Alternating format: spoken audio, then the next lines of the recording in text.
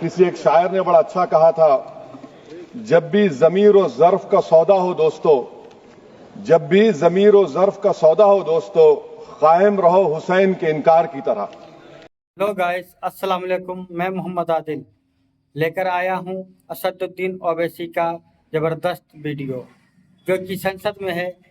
वक्फ board, जो मुस्लिम वाला वक्फ board चल रहा है, उस पर पूरी जोर जबरदस्त भाषण असदुद्दीन ओवैसी जी ने दिया है। तो हम चाहते हैं ये वीडियो आप लोग भी देखें। बहुत ही जबरदस्त वीडियो है, सब देखते रह गए। तो चलते हैं दोस्तों वीडियो की तरफ। असदुद्दीन ओवैसी। बहुत शुक्रिया सर। स्पीकर सर, मैं ये वक्फ तरमीमी बिल की मुखालिफत में खड़ा हुआ हूं। किसी एक शायर ने बड़ा अच्छा कहा था, जब भी ज़मीर और ज़र्फ का सौदा हो दोस्तों, जब भी ज़मीर और ज़र्फ का सौदा हो दोस्तों, कायम रहो हुसैन के इनकार की तरह। सर, ये वक्फ तरमीमी बिल भारत के गयूर मुसलमानों के ईमान पर, इबादत पर एक हमला है। नरेंद्र मोदी की हुकूमत ने इस मुल्क की सबसे बड़ी अक़लियत के खिलाफ एक ऐलान जंग कर दिया, और ये जंग ना सिर्फ मेरे जिस्म पर है, बल्कि मेरी आज़ादी पर, मेरी समाजी और माशी मार्जिनलाइजेशन पर है, मेरी शहरियत पर है, मेरे मदरसे, मस्जिदों, खानखाहों और दरगाहों को निशाना बनाया जा रहा है। और ये हुकूमत सच्चाई को नहीं बयान कर रही है कि ये तरमीमी बिल से मुसलमानों का तहफ़्फ़ुज़, तरक्की और गुर्बत का खात्मा होगा। ये सरासर झूठ है। सर, अगर आप आइन के आर्टिकल 14 को देखेंगे तो उसमें लिखा हुआ है इक्वल प्रोटेक्शन। अब आप देख लीजिए सर कि हिंदू, सिख और जैन को और बौद्ध को उनके एंडोमेंट में तहफ़्फ़ुज़ मिलेगा, क्योंकि उनका एंडोमेंट बाय यूजर बरकरार है और उनका एडमिनिस्ट्रेशन उनके हाथ में होगा कि गैर हिंदू या गैर उनके मजहब का आदमी दान भी दे सकता है उनके लिए, और एंडोमेंट बोर्ड का तहफ़्फ़ुज़ भी मिलेगा, क्योंकि उसके ऊपर ओवरराइडिंग क्लॉज अप्लाई नहीं होगा, लिमिटेशन का कानून उस पर अप्लाई नहीं होगा। उसके बरक्स ऑपोजिट आप देख लीजिए, मुस्लिम वक्फ को वक्फ बाय यूजर निकाल दिया गया। एक मुस्लिम वक्फ की जायदाद पर कब्जा होगा, लिमिटेशन लगेगा, तो जो एनक्रोचर है, जो खाबिज है, वो रातों रात मालिक बन जाएगा और एक गैर मुस्लिम वक्फ बोर्ड को एडमिनिस्टर करेगा। ये आर्टिकल 14 के इक्वल प्रोटेक्शन का वायलेशन। अब आर्टिकल 14 में सर इक्वालिटी बिफोर लॉ भी है, और उसका कैसा वायलेशन हो रहा है कि कोई आर्बिट्ररी स्टेप नहीं ले सकता और कोई भी ऑफिशियल किसी भी तरीके से गलत आर्बिट्ररी फैसला नहीं लेगा। यहां पर आप एक डेजिग्नेटेड ऑफिसर को रखकर वो फैसला लेगा कि ये जायदाद वक्फ की है, गवर्नमेंट की है। क्या ये प्रिंसिपल्स ऑफ नेचुरलिटी के खिलाफ नहीं है, जिसका तकर्रुर एग्जीक्यूटिव करती है? ये हमारे theory of separation of powers, Bharat के आइन का बेसिक स्ट्रक्चर का हिस्सा है। क्या इसका वायलेशन नहीं है? सर, आर्टिकल 25 का वायलेशन कैसे है कि आप मुसलमानों से वक्फ बाय यूजर छीन रहे हैं और फिर आप कर्ब कर रहे हैं वक्फ वाल औलाद को, मगर वहीं पर दूसरे धर्म के मानने वालों को उनके मजहब पर चलने की पूरी इजाजत है। लफ्ज जो आर्टिकल 25 में इस्तेमाल हुआ सर, वो इक्वली एंटाइटल्ड, यहां पर मुसलमानों के इक्वल एंटाइटल्ड नहीं हो रहा। अभी हम गृह मंत्री का, वजीर दाखिला का यहां पर उनका हमने तकरीर सुनी, यहां पर वो ये कहते हैं, वजीर दाखिला, शायद वो कटमुल्ला की जबान ना कह दें, वजीर दाखिला कहने पर वजीर दाखिला ने अपने बयान में कहा कि बोर्ड और काउंसिल जो होगा वो माने वक्फ इस्लाम से अलग है। सर, अगर ये बात सच है आपकी, तो फिर आपको यह कानून बनाने की जरूरत ही नहीं है। आप एक नॉन स्टैट्यूटरी बॉडी बना दीजिए। ये जो कानून बन रहा है ना सर, ये आर्टिकल 26 इसका सोर्स है, और आर्टिकल 26 जब इसका सोर्स है तो आर्टिकल 26 का ABCD क्या कहता है कि रिलीजियस डिनोमिनेशन को अपने मजहब के अफेयर्स खुद चलाना, मूवेबल इमूवेबल प्रॉपर्टी को लेना और एडमिनिस्टर करना। जब हिंदू धर्म को, बौद्ध धर्म को, सिखों को यह राइट दिया गया है, तो आप कैसे मुसलमानों से छीन रहे हैं? तो यह आर्टिकल 26 का ग्रेव वायलेशन है। तो सर, अब वक्फ बाय यूजर का मामला देखिए, मिनिस्टर साहब ने कहा कि एंक्रोचमेंट हो रहा है, 17,000 एंक्रोचमेंट हुए हैं। तो यही नरेंद्र मोदी की हुकूमत ने 2014 में उस वक्त के मंत्री ने एक Waqf properties eviction of unauthorised occupants bill को इंट्रोड्यूस किया। आपने विड्रॉ कर लिया 2024 में उसको। क्यों विड्रॉ किया सर आपने? जब आप मान रहे थे कि एंक्रोचमेंट हो रहा है तो आपने बिल को विड्रॉ कर लिया। अच्छा सर, अब वक्फ बाय यूजर को आपने निकाल दिया। माने कंडीशन क्या लगाए कि अगर उसमें डिस्प्यूट होगा और गवर्नमेंट प्रॉपर्टी होगी। सर डिस्प्यूट तो है।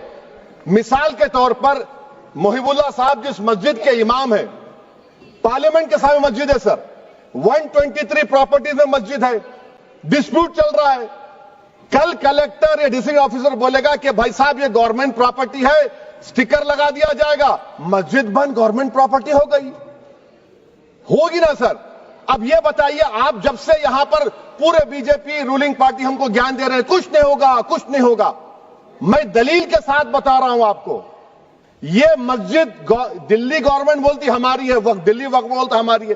तो सर वक्फ बाय यूजर, अगर मैं अपनी गवर्नमेंट के खिलाफ वक्फ बोर्ड वक्फ बाय यूजर इस्तेमाल नहीं करेगा तो क्या है सर? अच्छा, ये अमेंडमेंट जब हो जाएगा तो मुझे कहने दीजिए सर, सिर्फ प्राचीन मंदिरों की हिफाजत होगी, मस्जिदों की नहीं होगी। अब सर आप आ जाइए, अगर डिस्प्यूट मेरा एंशिएंट मॉन्यूमेंट से वक्फ का, एक मिसाल दे रहा हूं, दिल्ली में 172 वक्फ प्रॉपर्टीज एएसआई कंट्रोल में है, मैं तो हार ही गया वो, क्योंकि मेरे पास डॉक्यूमेंट नहीं है। आप कह रहे हैं कि डॉक्यूमेंट चढ़ाओ। अगर मेरा गवर्नमेंट से डिस्प्यूट चल रहा है, मैं तो क्लेम ही नहीं कर सकता, क्योंकि आप जज बनेंगे, आप ही फैसला करेंगे, और जब तक आप फैसला नहीं करते वो वक्फ की प्रॉपर्टी नहीं होगी। वो प्रोविजन डाल दिया आपने। अच्छा, अगर मेरा डिस्प्यूट एनक्रोचर से होगा सर, तो एनक्रोचर में तो आपने तो 107 को डिलीट कर दिया।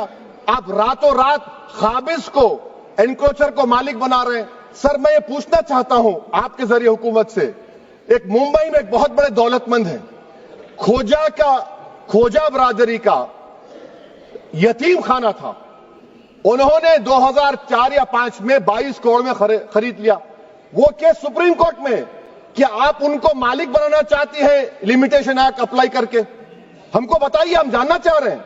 और सच्चर कमेटी ने सर 2007 में कहा कि दिल्ली के 123 प्रॉपर्टीज की मार्केट वैल्यू 6000 करोड़ की।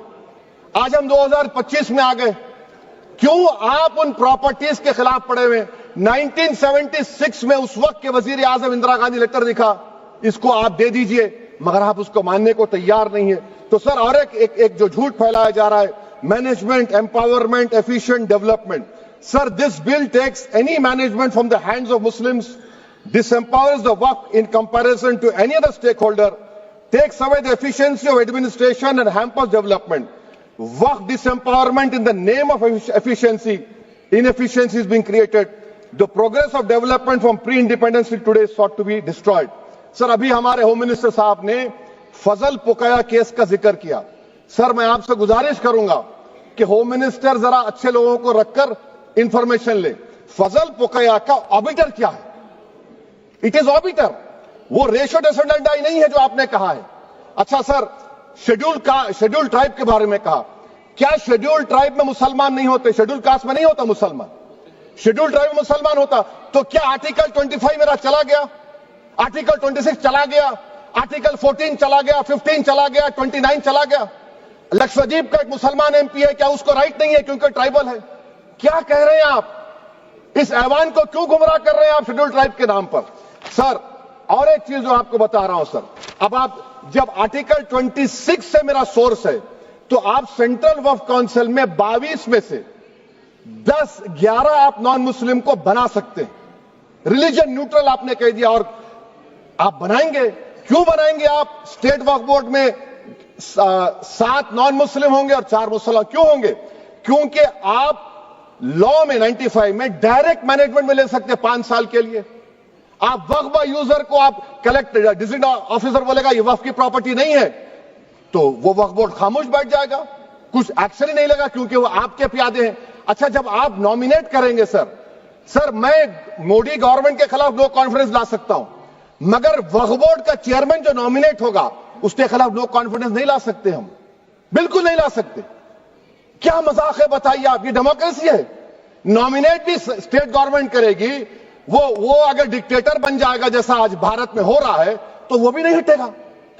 कम से कम यहां पर तो इलेक्शन है, वहां पर तो आप 5 साल झेलते रहो उसको। अच्छा सर, अब ये जो क्लॉज 11 और क्लॉज 9 आप 16AA से देखिए, where the qualification of the members of the board has been limited only to 3 categories contained in 14(1)(c). Intention is very clear that the majority is to be packed with non-Muslims. So who will defend my interests, sir? If I cannot depend on the state Waqf board, central Waqf council, which are going to comprise non-Muslims, this in itself is a clear violation of Article 26, 14 and 15, sir. अच्छा sir, CO पहले 95 act में था कि word मुस्लिम, आपने गायब कर दिया उसको। अरे आखिर क्यों इतनी नफरत है आपके लफ्ज मुसलमान से? अच्छा फिर क्या कह रहे हैं आप कि ये भी आर्टिकल 26 का वायलेशन है। सब जितने हिंदू धर्म के प्रॉपर्टीज हैं, सिख धर्म के हैं, बौद्ध के हैं और आपके जैन के, वहां पर उन्हीं के मजहब का ऑफिसर होगा और कहां पर नहीं होगा? वक्फ बोर्ड। माशाल्लाह, क्या असदुद्दीन ओवैसी जी बोलते हैं, क्या सवाल उठाते हैं, क्या क्या बात है। बोर्ड में Waqf board is a pure religious institution, इसको समझने की जरूरत है। तो आप ये कर दे रहे हैं सर। अच्छा सर, आप देखिए, अब आप आ जाइए ये ट्राइब्यूनल पर। मुझे समझ में नहीं आया सर कि हमारे होम मिनिस्टर वजीर दाखिला ने क्या कह दिया कि 2013 का जो कानून है वो नहीं बनता तो हम नहीं लेके आते। मैं बड़े अदब के साथ उनसे पूछना चाह रहा हूं कि क्या उस वक्त राजनाथ सिंह साहब, अडवाणी साहब, हमारी लेट सुषमा स्वराज, ये बड़े बड़े नेता यहां बैठे थे, आपने यूनानिमस उस कानून को पास करवा दिया। कीर्ति आजाद थे उस वक्त, अब यहां बैठे हैं वो टीएमसी में। तो क्या आप गलत थे या वो गलत थे? हमको बता दीजिए, आप बता दीजिए। क्योंकि अगर अडवाणी आपके लिए बहुत बड़ा नेता है, मेरे लिए नहीं हो सकते, आपके लिए आपने पद्मश्री दिया उनको, मोहतरमा सुषमा स्वराज की जबरदस्त तकारीर का मैं कायल हूं, वो बैठकर उस 2013 को यूनानिमस पास कर दिए। मुझे कंफ्यूजन है कि क्या अमित शाह, नरेंद्र मोदी बड़े हैं या अडवाणी बड़े? आपके लिए आप तय कर लीजिए। अच्छा सर, आपके tribunal sir, railway Clements tribunal, NGT tribunal, income tax, वैसे 14-15 ट्राइब्यूनल है, हिंदू एंडोमेंट का ट्राइब्यूनल, सबका अपील नहीं होती, रिव्यू होता है। गृह मंत्री सरकार कह रही है कि नहीं, रोक दिए, रोक लगा। कैसे रोक लगाते हैं? रिव्यू और अपील में तो फर्क होता है ना सर। आप ही कह रहे हैं कि पूरे कोर्ट्स में बैकलॉग है और आप अपील कर रहे हैं। अच्छा सर, रिटायर्ड डिस्ट्रिक्ट जज 95 में सिटिंग डिस्ट्रिक्ट जज था, जो एडमिनिस्ट्रेटिव कंट्रोल था सीजीआई साहब, उसको निकाल दिए। अच्छा सर, अब आप अभी हमारे मंत्री साहब ने कहा trust, sir Shri Sai Baba trust 2004, वो ये कहता है जो ऑफिसर उसमें काम करता उसको साई बाबा का डिवोटी होने चाहिए और उसको डिक्लेरेशन लिख के देना पड़ेगा। यहां पर हो रहा तो यहां पर क्यों नहीं हो रहा? अच्छा सर, आप फिर देख लीजिए, ये आपका हो गया सर। हां, अब अमित शाह साहब ने सेक्शन 2A के बारे में कहा और उन्होंने इस बात का इकरार कर लिया कि दाऊदी बोहरा के लिए यह बनाया गया है। मगर मैं आपके जरिए से गवर्नमेंट से पूछना चाह रहा हूं, आपने तो उस प्रोवाइजो में दाऊदी बोहरा का नाम ही नहीं लिखा, आपने उनको भी थैंक यू कर दिया, उनका नाम क्यों नहीं लिखा आपने? और सर, और गवर्नमेंट क्या कर रही है? आप मुस्लिम समाज में जो बेकार किस्म के लोग हैं उनको एक रास्ता बना रहे हैं, एग्जिट दिखा रहे हैं कि तुम्हें वक्त से बचना है तो तुम्हें ट्रस्ट बना लो। ये क्या कर रहे हैं सर आप? कम से कम उन दाऊदी बोहरा को आप दे देते। अच्छा sir, clause 3V section 36 clause 18 देख लीजिए, oral Waqf, oral appointment has sought to be discontinued even though it is recognized practice in Islam. Muslim personal law has recognized oral waqf and 1937 Shariat Application Act. Sir, आप clause 3(9) पर आ जाइए, 5 साल के लिए मुसलमान। मैं किरण रिजिजू से पूछना चाहता हूं, सर दाढ़ी रखे तो मुसलमान प्रैक्टिसिंग है या क्लीन शेव आपकी तरह है? तो बताइए हमको, प्रैक्टिसिंग क्या होगा? अच्छा, किसी को पकड़ के मॉब लिंच कर दिया और बोले कि JSR का नारा लगाया, और वो JSR का नारा लगाया तो क्या मुसलमान रहेगा? नहीं रहेगा। या फिर देश के प्रधानमंत्री ने कहा था कपड़े देखकर पहचानो, तो क्या कपड़े देखकर आप कह देंगे? अच्छा, अगर कोई क्रिश्चियन हिंदू धर्म कबूल करता है तो क्या वो मंदिर को नहीं दे सकता प्रॉपर्टी? फिर भारत के संविधान में आर्टिकल 300 क्यों है सर? राइट टू इक्वालिटी क्यों है? फ्रीडम ऑफ रिलीजन क्यों है? 5 साल कहां से लाएंगे? अच्छा सर, और एक चीज सर, और एक चीज मैं आपको बोल के खत्म कर दूंगा सर। इस बिल में वक्फ अल औलाद का वक्फ अल औलाद का सर, इसमें आप देखिए क्लॉज 432, द क्रिएशन ऑफ वक्फ अल औलाद shall not result in denial of. माशाल्लाह, क्या जबरदस्त भाषण है। क्या बोलते हैं असदुद्दीन ओवैसी। देखते रहिए दोस्तों, आगे देखते रहिए। inherent rights to heirs, including women heirs or the waqif or any other right of person. Sir, ये आर्टिकल 25 का वायलेशन है, शरीयत एप्लीकेशन एक्ट 37 का वायलेशन, आर्टिकल 300A का वायलेशन है। अच्छा, हिंदू धर्म में सेल्फ एक्वायर्ड प्रॉपर्टी को एक हिंदू, अब उसके फर्ज के 2 बच्चे हैं, वो एक को अपनी पूरी दौलत दे सकता है, कोई रोक टोक नहीं है। वो कहेगा नहीं मैं घर के बच्चों को नहीं दूंगा, मोहल्ले के गरीब को दे दूंगा, वो भी कोई रोक टोक नहीं है। वहां पर आपको बच्चों की फिक्र नहीं है। जब मैं अपनी प्रॉपर्टी को अल्लाह को मालिक बनाकर दे रहा हूं, आप कह रहे बच्चों की फिक्र नहीं है। इतनी मोहब्बत आप बिल्किस बानो से दिखा देते तो आपके लिए दुआएं देती आपके लिए। तो सर, आप दूसरी बात आप देख लीजिए सर, आखिरी बात कहकर मैं अपनी बात को मुकम्मल कर रहा हूं सर। नहीं खैर, मैं मुकम्मल कर रहा हूं। स्पीकर साहब बहुत टाइम दे दिए।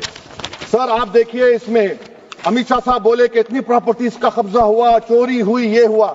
सर, क्लॉज 2652A सेक्शन, अगर कोई प्रॉपर्टी बेचता है 2 साल की सजा थी, आपने क्या कर दिया, उसको 6 महीने कर दिया। नॉन अवेलेबल था, आपने अवेलेबल कर दिया। सेक्शन 40 की बात करते हैं। सेक्शन 40 में सर हमको जो ज्वाइंट वर्किंग कमेटी के जो नोट्स दिए, उसमें मिनिस्ट्री ऑफ माइनॉरिटी अफेयर्स ने कहा कि 30 साल में 515 केसेस सेक्शन 40 के, और सिर्फ 8 लोग कोर्ट को गए।